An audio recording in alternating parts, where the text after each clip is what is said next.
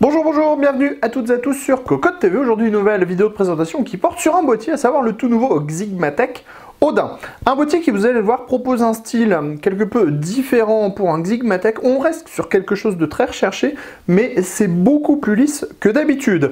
À l'intérieur, on a une compatibilité EATX, donc on pourra mettre de grosses cartes mères sans trop de problèmes. Et ensuite, on a plutôt un châssis qu'on a déjà rencontré sur d'autres modèles. Avec cette marque, on vous propose de découvrir tout ça tout de suite. C'est maintenant, c'est sur Cocotte TV. On se lance donc à la découverte de ce Odin. Tout d'abord, les caractéristiques techniques. Nous sommes sur 205 mm de largeur, sur 580 mm de profondeur et 495 mm de hauteur, le boîtier pesant dans les 13 kg. On le disait, le design se veut plus classique et plus sobre que ce que l'on retrouve habituellement chez Xigmatech, probablement car ce boîtier se veut être destiné au silence. On a donc de l'isolation, très peu d'ouverture et des trappes que l'on peut ouvrir d'une façon un petit peu différente. On va découvrir tout ça ensemble. On commence avec la face avant. Donc la face avant qui est de type recourbé, très classique, très lisse, en plastique, avec ici un logo Xigmatech, le tout est dans l'aluminium. On peut ouvrir la porte, cette dernière est isolée avec de la mousse à l'arrière, et ensuite on trouve 3 baies 5,25 pouces avec des caches que l'on peut retirer depuis l'extérieur. On ne pourra pas modifier par contre le sens d'ouverture de la porte, ça sera de droite à gauche uniquement. La façade, bien sûr, est démontable. Elle permet de voir l'accès pour les baies 5,25 pouces et elle permet également l'accès au filtre. Derrière ce filtre, nous avons deux emplacements en 120 mm ou alors un emplacement en 140 mm. Le boîtier est livré sans ventilateur à l'avant. C'est assez simple à remettre. On passe sans plus attendre sur le premier côté. Il n'y a pas grand chose à y voir. On voit les pieds qui sont en plastique dur avec de la mousse en dessous. Les portes, la peinture est plutôt de bonne qualité et on a une belle harmonie entre le plastique et la peinture. On passe donc à l'arrière. À l'arrière, on a un schéma plutôt classique avec deux passes-cloisons, une grille avec un ventilateur de 120 mm, l'emplacement des plaques au shield de la carte mère, les 7 slots d'extension, ajouré montage par vis, de nouveau 2 passages pour le water cooling, et enfin l'emplacement de l'alimentation dans le bas, avec pourtour moussé à l'intérieur, et également un filtre amovible et extractible depuis l'extérieur. Sur le côté droit, rien de particulier. On va donc passer sous le boîtier. Sous le boîtier, ça reste assez classique. On a ici l'ouverture pour aspirer l'air. On voit le filtrer avant l'ouverture, ce qui est plutôt une bonne chose. On a ensuite des pieds en plastique dur qui sont recouverts de mousse. On a ensuite une grille qui est compatible 120-140 mm mais qui n'est pas filtrée. Et nous avons le filtre à destination de l'alimentation. On va maintenant passer sur le dessus. Alors on va vous tenir le boîtier comme ça puisqu'il y a pas mal de choses à voir. Ici, on a des trappes en plexi fumé.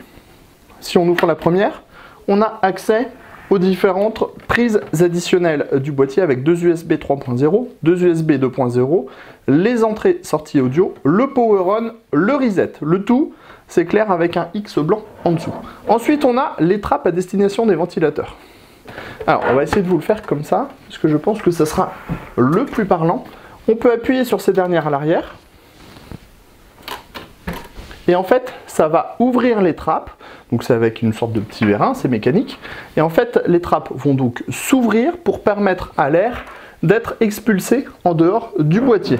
Vous voyez, on voit bien que les trappes s'ouvrent. Pour les refermer, on rappuie, tout simplement. Et pour les rouvrir, on fait comme ceci. Et en dessous, on a deux ventilateurs en 140 mm qui sont équipés de diodes blanches, ce qui fera une petite harmonie avec le petit X à l'avant. On va donc maintenant passer à l'intérieur du boîtier et découvrir le châssis que nous propose Xigmatech. L'ouverture se fait en retirant deux vis à main à l'arrière de chaque panneau. Ensuite, on tire les portes et vous voyez, les portes se défont assez facilement. Ici, on trouve un isolant qui est de type caoutchouc, tissu et goudron, ce qui permettra donc d'avoir une bonne isolation phonique. On retrouve le même isolant sur la porte arrière qui n'est pas montée pour les besoins de la vidéo. Sur le châssis en lui-même, on voit qu'il est très à jour. On a des passages partout avec des caches en caoutchouc, également des passages dans le haut avec des caches en caoutchouc, ce qui est plutôt rare. À l'avant, on trouve les trobets 5,25 pouces avec système de montage sans vis et sans outils. En dessous vient la cage HDD, elle est compatible avec 6 unités 3,5 pouces ou 6 unités 2,5 pouces avec des paniers. Pour le montage, il faudra démonter ce cache, retirer le cache, retirer les paniers, monter les unités de stockage sur les paniers, remettre les HDD, remettre le cache. Le cache n'est pas forcément utile puisque comme le boîtier ne dispose pas de fenêtre, on ne voit pas cette très belle chose qu'a créé Xigmatech. Dans le fond, un emplacement 120-140 mm, l'emplacement de l'alimentation avec des petits plots en mousse et un pourtour en mousse. Ensuite, on a les 7 slots d'extension, montage par vis à main, un ventilateur de 120 mm, quelques passes cloisons.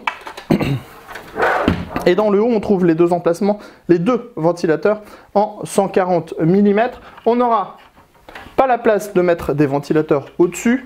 Et clairement, avec du 280 mm en water cooling, ce sera un peu juste, puisqu'on est très en arrière, donc avec les ventilateurs, ça devrait poser problème.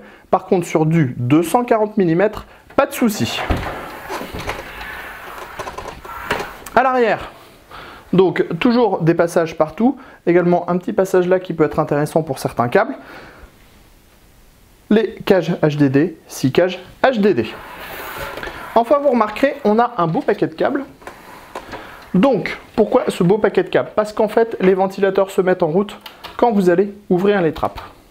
Ce qui est relativement logique. Il y a des pourtours en mousse, ce qui fait que quand c'est fermé, en fait, l'air ne peut pas sortir du tout du boîtier. Donc, la mise en route des ventilateurs se fera à ce moment-là et vous aurez les diodes blanches des ventilateurs qui s'éclaireront aussi à ce moment-là. Vraiment, ce système est très sympathique et change vraiment de ce qu'on trouve sur d'autres boîtiers. Au niveau du tarif, on sera sur une base de 109 €.